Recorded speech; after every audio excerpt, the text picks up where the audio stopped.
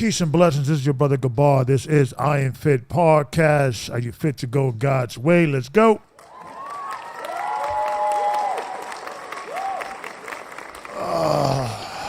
It's been a while, right? Since we hanged out for a little bit. You know, I've been doing my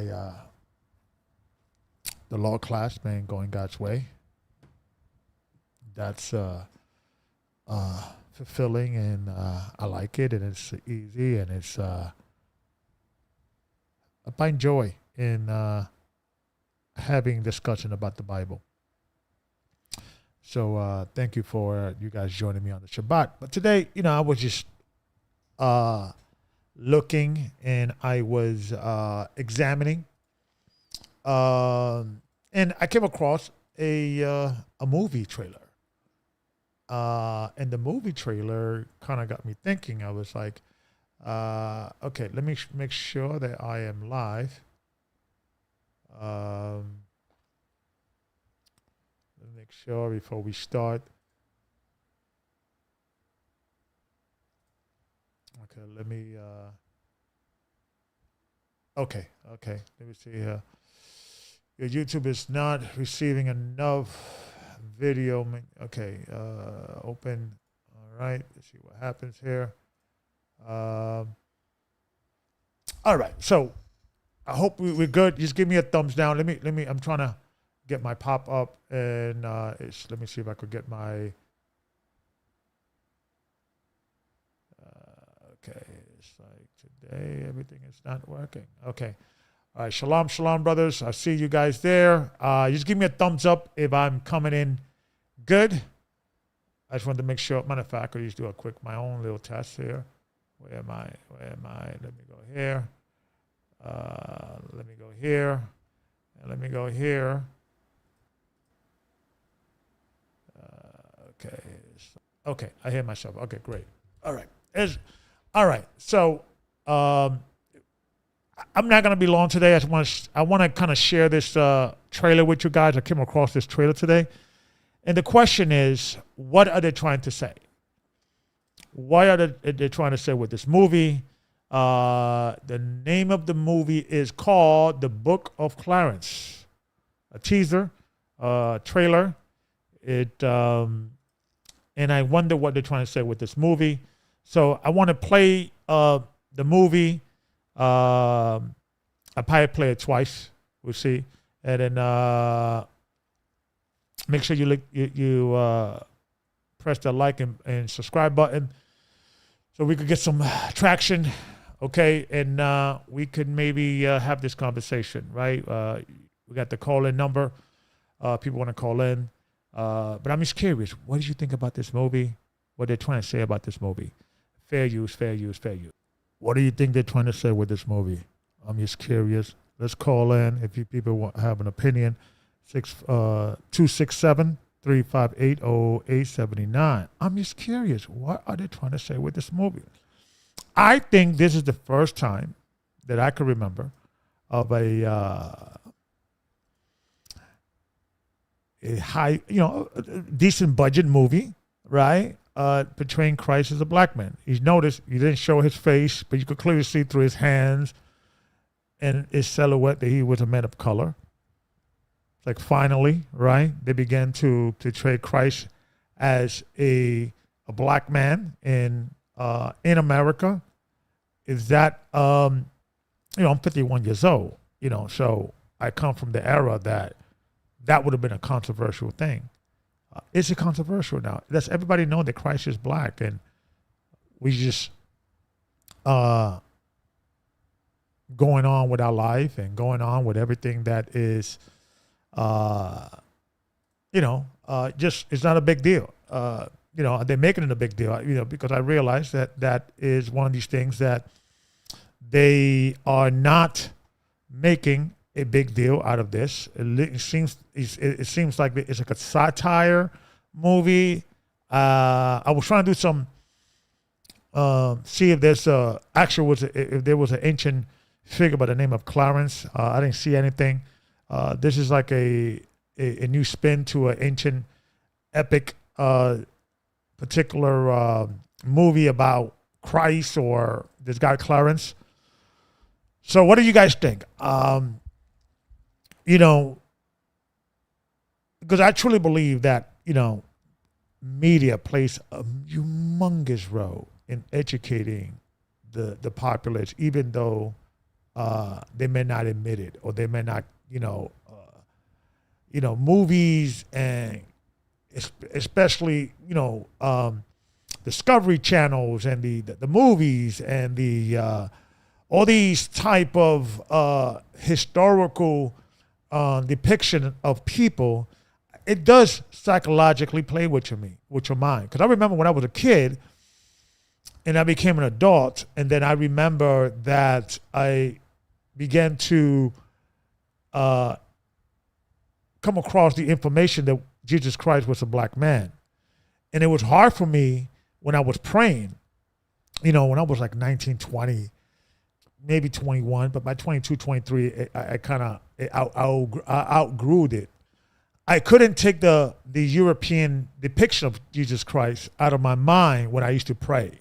Like, that was so embedded in me. Even though if I knew that Christ was a man of color, I read it all through the scripture. I read it through all the,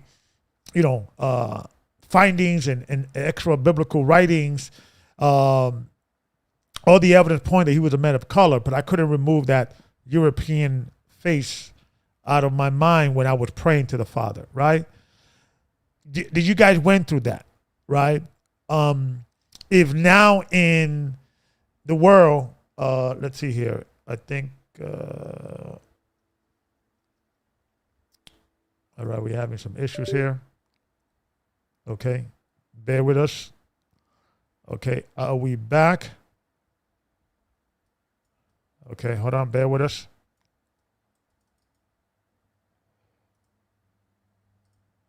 All right, are we back? Let me see here. Let me deal with this for me real quick. I can. All right. Okay. So let me see. Are we back? We had some issues. Are we back? Are we back? All right. Are we back? Okay. I think we're back. Okay. All right. I think we're good now. I think we're good now. Okay. So everything looks good. Okay. Outstanding. Okay. Thank you, brothers. All right. So I remember when I was a young man that it was hard for me, especially when I came to this understanding that the Hebrew Israelite were people of color and my ancestors goes back to them, and so forth, so on, that it was hard for me to stop praying or remove out of my psyche the blonde-haired, blue-eyed Jesus Christ. So I'm just curious, why are there so, a major movie? I think Sony kind of put this movie together. It looks like it is a comedy. There's some like a dark comedy or there's a satire type of scenario to it. I don't know if Clarence is a real guy historically, but it looks like they're trying to make an alternative character, historical character, to kind of bring a point. But this is Christ, or the Jews, the Israelites, being portrayed as people of color, right, for the first time in history in a major production company, right? What are they trying to say with this movie? What are they trying to say? What are they trying to convey to us? Because I believe the media plays a role in regards of shaping the hearts and minds of young people. And I think if it's out now, Christ is black, right now they're portraying it, and so forth, so on. Are they moving on from like that religious institution thing now? Are they? What's going on here, right? What's the real agenda here? I don't want to be a conspiracy theorist, or maybe they just feel, hey, we're woke now. We could explore different historical characters that were were particular to be or displayed by Europeans, but now we could, we woke now, who knows? They'll probably have a gay character in the movie. Who knows, right? And maybe, but that's like a residual effect of the woke narrative, right? Now they're portraying, a lot of characters that were originally Europeans to African Americans or Latino character. I think now they're having a Snow White Latina or Latina playing the character of Snow White, right? So, what are they trying to convey here? What is the reality here, right? Because we're trying to figure out if there is an agenda here, or this is they no longer care, right? They don't care to tell the truth anymore. They no longer. It's not a big deal to them. I'm trying to move this thing over here, but it's not allowing me. I don't know why. So forgive me. Okay, folks, let me just put this here. Okay, 2 seconds, folks. Let me just move this here. One thing when you're doing a show, you definitely need more screens. The more screen, the better. It's like, let me put this here. Okay. So what they're trying to do here. Let's see here. So let me see. I said, Gabar, you need to write a movie. It was years ago. I was writing a movie when I was in my early 20s. I remember I was in the library, and it's actually how I learned to kind of write and read, and there was this program that it was in the library. I used to go after school, and it really helped me put together and understand the English language. And, what was the name of that? It was something about King of the Streets, and it was a movie about a guy who grew up in the hood, and he went out to the military, came back, and the hood got worse, and he was trying to fix it, and it was a girl, and it was his best friend became a drug dealer, and it was like a conflict there. It was long ago, but I don't know. Maybe it's time for us to start doing our own movie, right? Maybe it's time for us to start putting our own depiction of what's going on within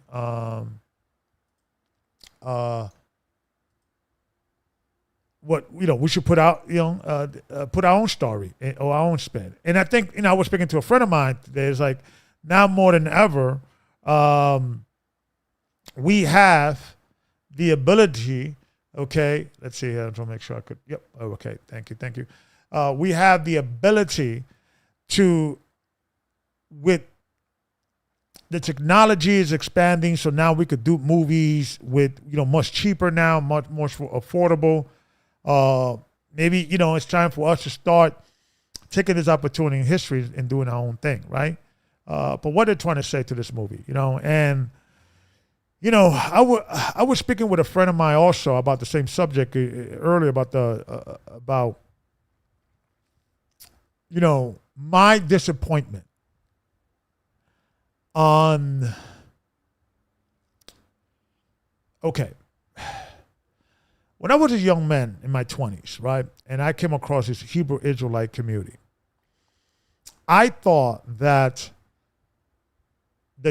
once the Israelite identity spread throughout the world, and it becomes a global phenomenon or a global subject, that there will be a great movement of righteousness and an awakening.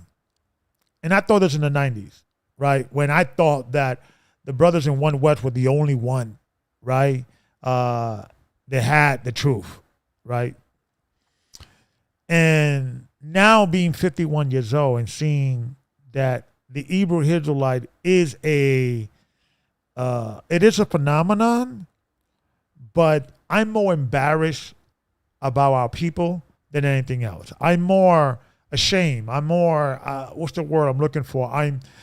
We haven't portrayed Yasha'Allah, Israel, in the right light.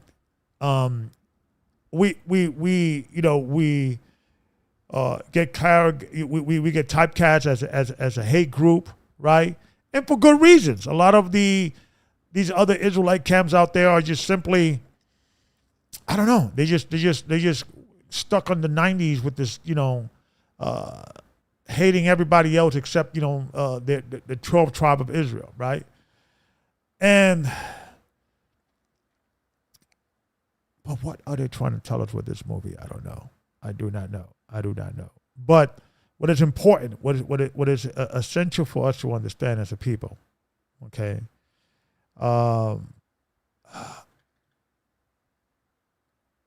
is that we have a great blacks, Latinos, so-called African American, whatever you want to call us, Afro Latino, Afro, whatever. We really control the culture. We own the culture. Music, art, dancing, rap, singing, whatever it is. We own the culture. There's something special. And I was talking about this too, about even the so-called, what you call the African American tribe, right? Within the Americas. The black man and the black woman. There is a level of influence that particular tribe has. The African American community has something special about them in regards that if whatever they do, negative or positive, they influence the culture. And I don't think we really appreciate that power. I don't think we understand. And this is something specifically, right now I'm talking to the black women. Because the black woman, when you look at the black woman, the concept of the diva, the concept of white gay men, they act like black women. Does that make sense? Right? The black man put the hat backwards. Everybody's putting the hat backwards. You see little kids in Thailand doing gang signs, imitating, the hip hop culture. Do we understand what we have in our hands? Do we understand how powerful the children of Israel is? And, all the other tribes, they have some influence as well. But I believe there's something special, in particular from the tribe of Judah. Culturally. Right? All the other tribes, they just want to go to work and go home and mind their business for the most part. Like, there's never been a Latino Malcolm X or Latino Martin Luther King. They may have little, revolutionary folks that we could talk about, but there's something special about the people of color, specifically in Americas. And we could turn this around by using the culture. Using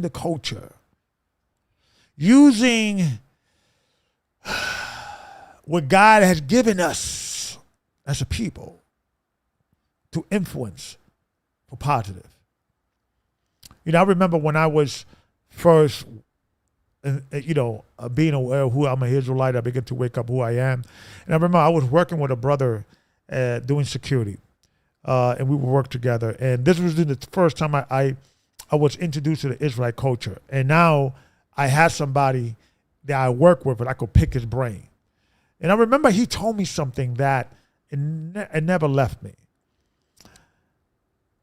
Our people of color, we're the best at everything, even at sin. We're the best in regards to righteousness, and we are the best in regards to wickedness.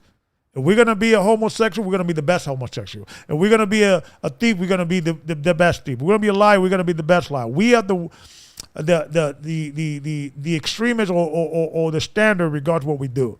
And I don't think we're appreciating this power that we have. I don't think we understand, the influence that we portray to the world. And I think we have to stop talking about using this power, using this prestige of influence that Hold on, let me adjust this real quick. 2 seconds. Okay. Using this power, this prestige that,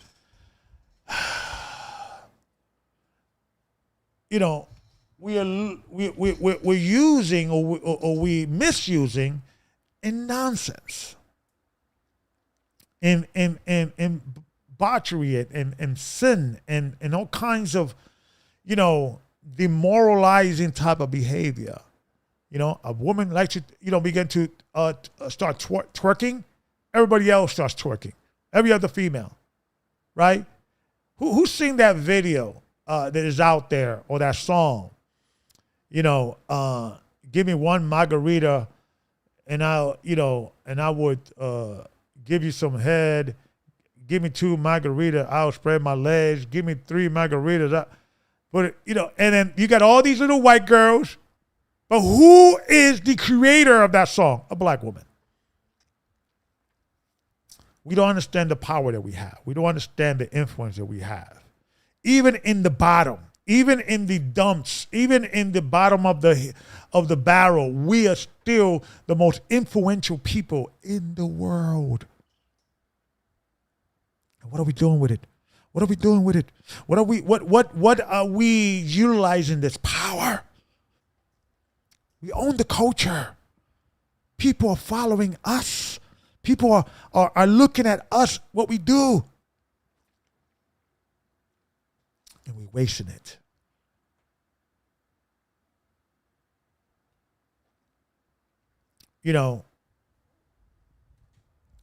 There's a scripture that says that that nature or the creation is waiting for the manifestations of the sons of God.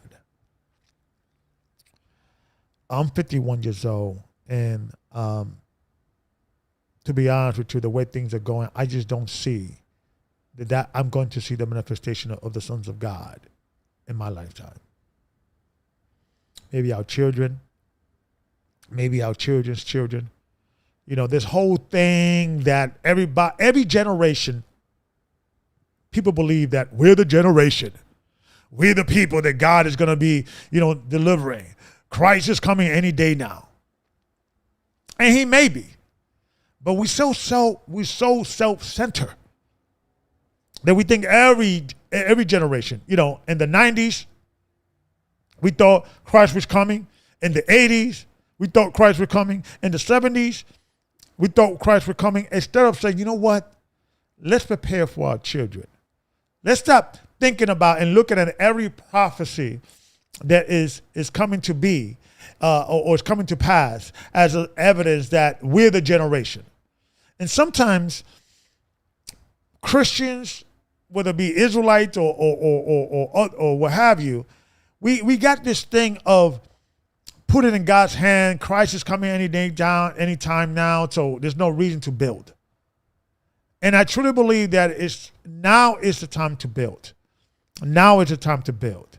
Whatever organization you believe is the right organization, join it or build with it.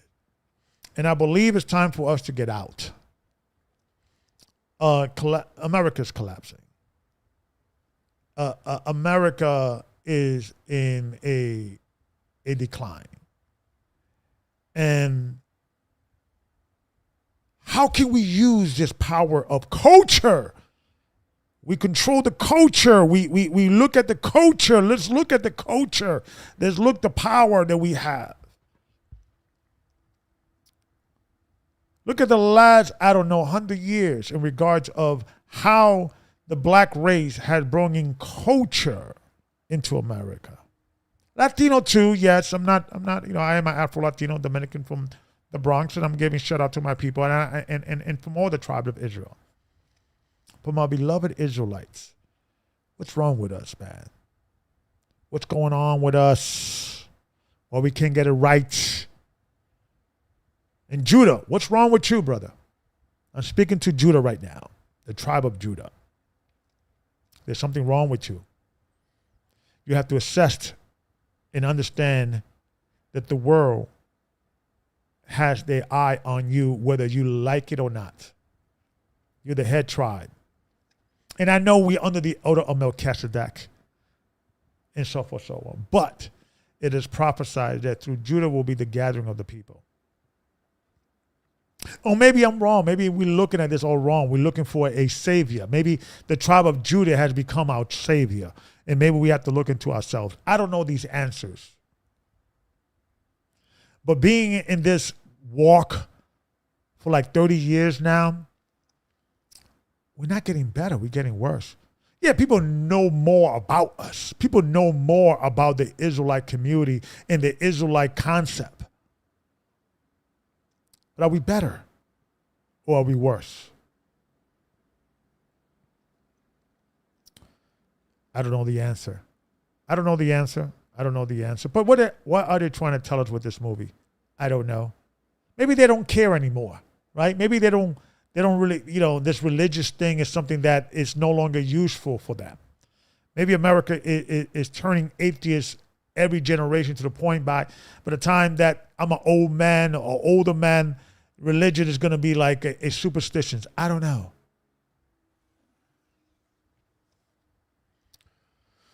But we have to start planning for our children. We have to stop being so self-centered that we think that we are always the generation that's going to be saved.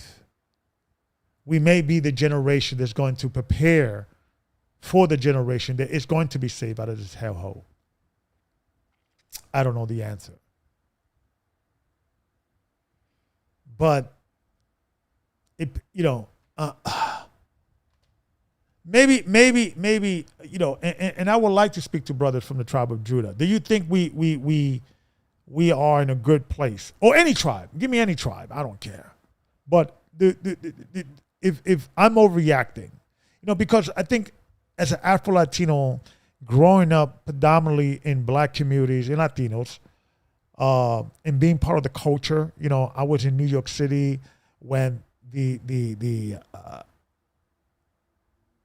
infant state of hip hop. I remember the drug epidemic. I remember all of this, but I remember the culture. I remember the culture. And how, I remember that I'll see a certain type of sneaker or a certain type of jeans or a certain type of style of clothing, and then everybody's wearing it. Everybody's doing it because there's something about our culture and who we are as a people that is influential.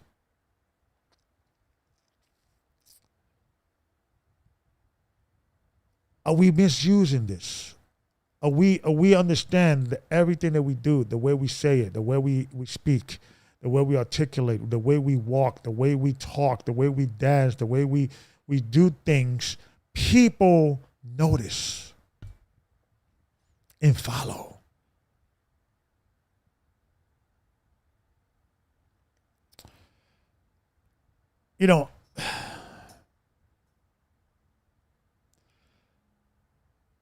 The older I get, man, it gets harder to continue fighting. The older I get, it gets hard to, sometimes I look at this Man Going God's Way and this podcast and what I'm doing. And, it is hard and it's difficult and we're working on some things and behind the scenes and it's expensive. It's a lot going on behind the scenes that I'm trying to work through. But sometimes I say, is it worth it? Should I just be focusing on my retirement and go away somewhere and just relax? I'm tired. I don't know. I don't know what is the answer, but all I do know, I'm going to continue fighting because what else do I have? What else do I have to do? And what else? What purpose is there in living outside of a purpose? And I believe that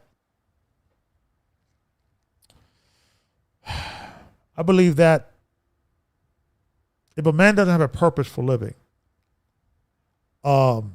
he dies inside. And people may, let me give you a reason why I chose my Hebrew name, which is Gabar Yasha'Allah. the way I was thinking about the name, Gabar, which is a short variation of Gabawar, which is Gabriel, which means warrior, strongman. Yasha'Allah is the name of Israel, the way we pronounce it. But the actual meaning, the way I understood it, what the name meant for me, is fighter or warrior for Israel. Because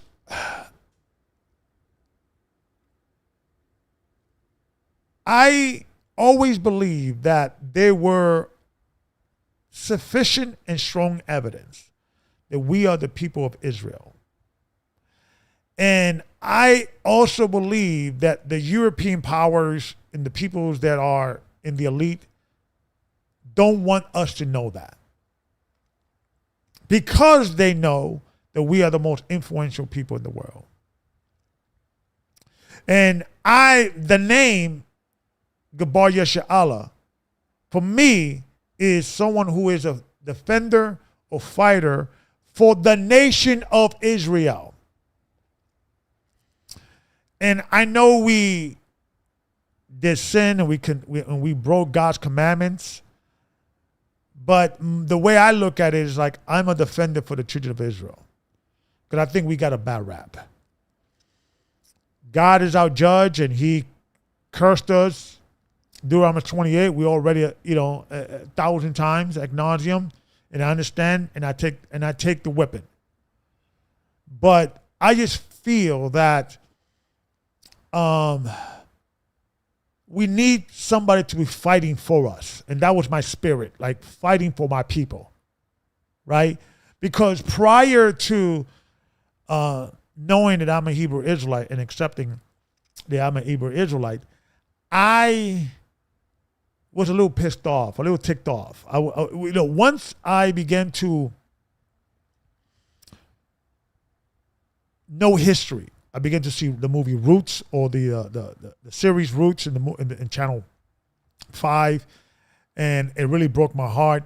There was a book by the name of the American Holocaust, and I went into what they did to the Taino Indians, what they did to the native, those that were in my island, the Española, and all the other islands. I was a little pissed off at God. I was like, okay, because I didn't have the concept of Israel yet, that we are the children of Israel. So I thought that we were the Gentiles, the Jews in Israel were the real Jews, and we were just Gentiles. And I didn't understand how this horrific crime could have happened to us, and no reparation, no justice. We didn't win the war at the end and kicked out the enemy. We are basically still suffering from those curses, right? So when I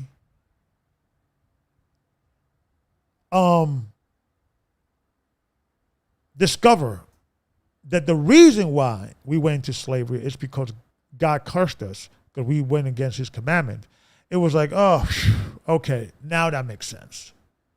Prior to that, I could not figure out why a God would allow that. And we're not even mentioned in the Bible as like that important, right? Like, speak to a Dominican or Puerto Rican or Mexican, hey, what nation you come from in the Bible? They will not know, right? Even within the African American community, there, the lie is they're from the tribe of Ham, right, or the nation of Ham, right? The Hamites, right? So at least there's some Hamitic people mentioned in the Bible, but where did the Tainos are at, right? Where are we at in the Bible? So and being raised with blacks and Latinos, I was like, okay, what the Ham did that was so bad, they deserve, this slavery, this worldwide, Atlantic slavery trade, and before the Romans did it, the Muslims did it for a few hundred years, and then the Catholics came in and did the same thing. I was upset for a long time. I was confused. It even challenged my belief in God. And once I realized that we are the central figure of the Bible, it changed my entire perspective. And I remember how excited I was when I first discovered, and then more confirmation, and the different books and the different, evidence that was presented to me, biblically and secularly, right?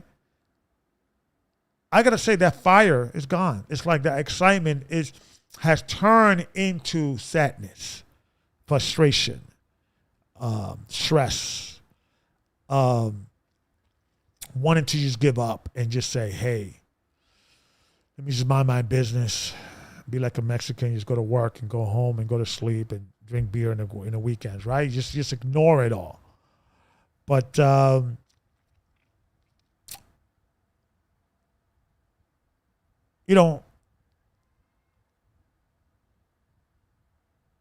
I don't want to go back and forth with the GOCC thing. Shout out to the brothers there. Shout out to Ricard. Shout out to Lawyer, Gaja, Iraq Meal, Ramar. Shout out to other brothers. And we all know where we stand and why you're laughing, things of that nature. And I truly hope that Ricard really fixes church. He fixes it, with the whole thing, with the what's his name, Amav, and his father, getting caught up with Pops, marrying another man's wife in the church. And I hope they fix that. I really do. And I was hoping that this interview that I did with the brother would have been something that it would have maybe turned things around or what have you. But my personal opinion, I hope I don't offend anybody, if it continues going in the pathway it's going, I just don't see how the church can continue. And I think, I believe that God shine his light upon individuals and churches. And I believe God has shined his light on GOCC. But I believe that light is slowly getting thinner and thinner, dimmer and dimmer. And what we don't want is for that candle to be turned off, right? Remove the candles, right? Like in Revelations, the 7 churches. So shout out to the brothers and sisters, but listen, start at home, fix what needs to be fixed. And then, so I hope and pray that many of the elders listen to me, that it was not from a perspective of hateful or jealousy or envy. It came from a place of frustration, but hoping that the interview would have exposed what's wrong. And hopefully, once the wrong's exposed, that there will be some changes.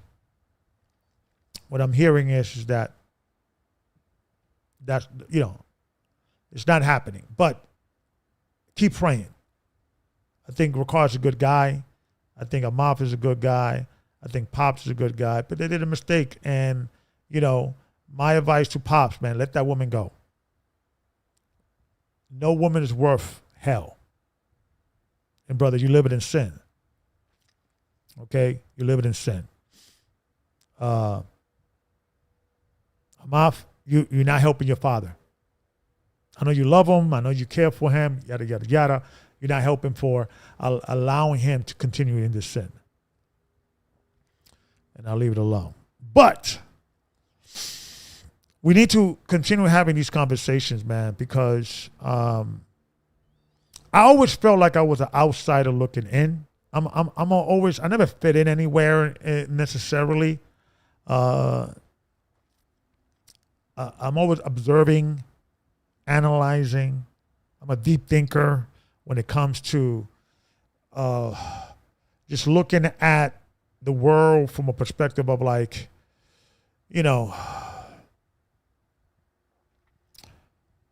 God, what is your plan, man? Sometimes I don't get what is the plan, God. I don't You know, I'm not losing hope, but I am losing hope.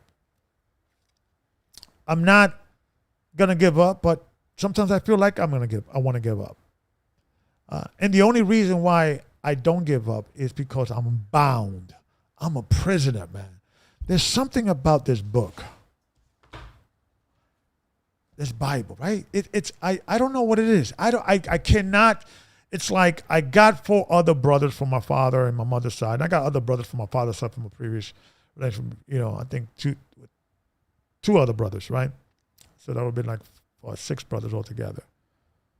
I'm not saying that my family are not religious or spiritual, but from all my brothers, I was always the one that's connected to this book for some reason.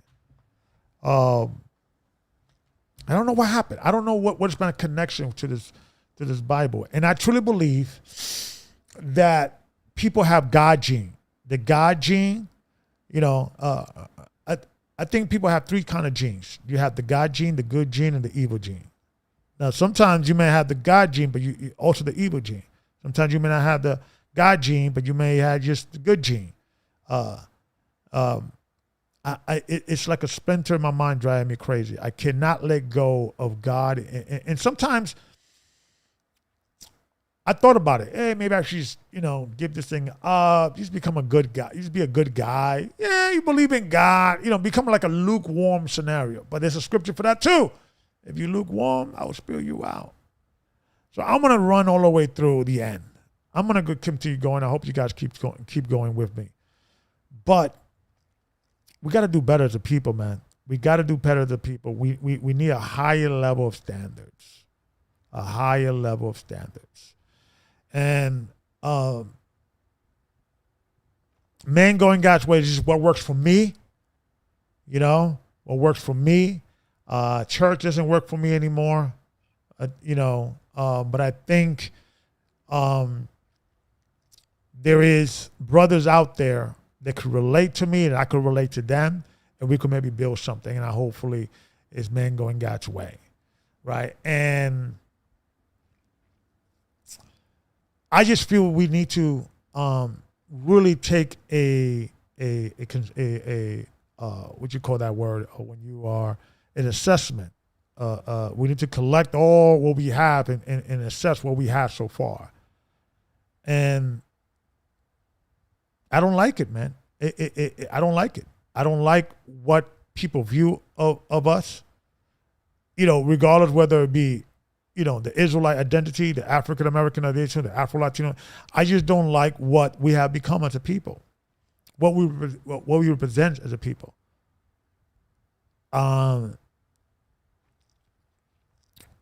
We need to do better as a people. We need to have a higher level of standard.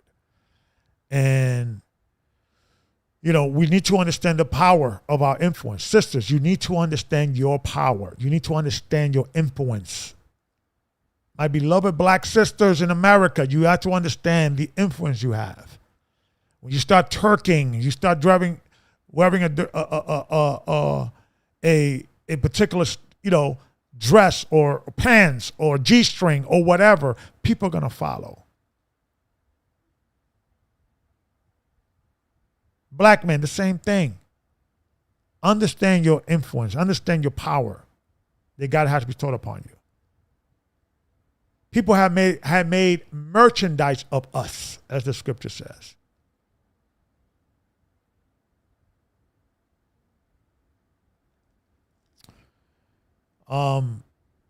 Listen, I'm not going to ever let this thing go. I'm going to fight into my very end. But we have to fight. We got to get disciplined, and we have to finally show the world what can we do. And we have to reach out to not only our people here in America, but we have to start reaching out people outside America. And we have to connect, and we have to build. What they're trying to tell us by this movie, right? What they're trying to tell. Let's watch the trailer one more time, because, it may go nowhere, right? It may be a thing that, you know, it may just be um, a thing that they are is going to come and go like anything else, right? Or this is a thing that people are going to start talking about it. What Christ, would he have been a color, right? Would the people in America represent the children of Israel? Is there any legitimacy to this claim, right? And this is what they're trying to really hide from people, because even though it's coming out, right, no one is really taking this thing seriously in regards to who's the children of Israel. And I think we in the beginning stage of the valley of the dry bones waking up. But we're waking up not in the way I expected.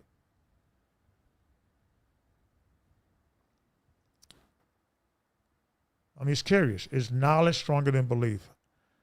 I don't think so. I think belief is stronger than knowledge. I don't know. Let's have a conversation. Back in the days, is it me? That so someone.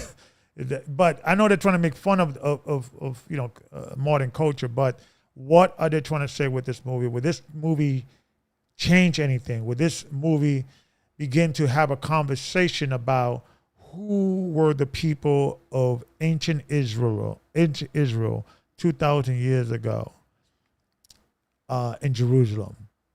Regardless whether you believe Christ is the Son of God, who were those people? I think it's us, and we should have a conversation, because there's a plethora of evidence to prove that we are the children of Israel.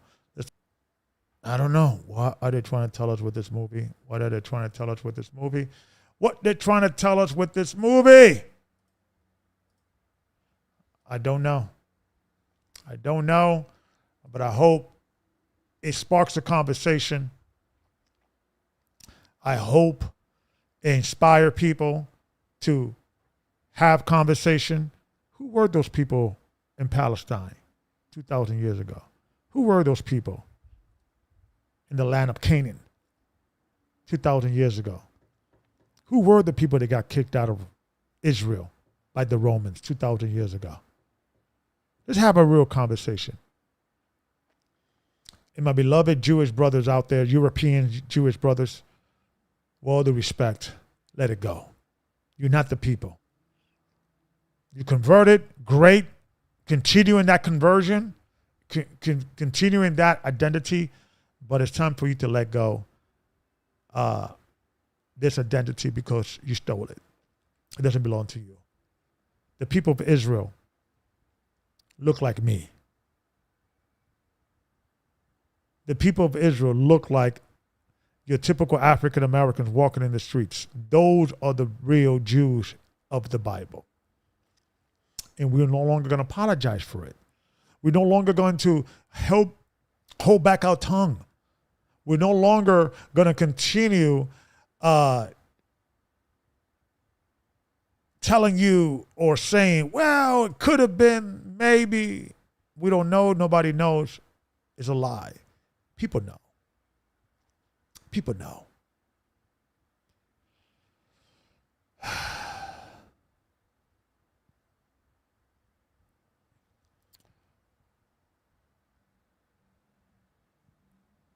Rise Israel. Rise Israel.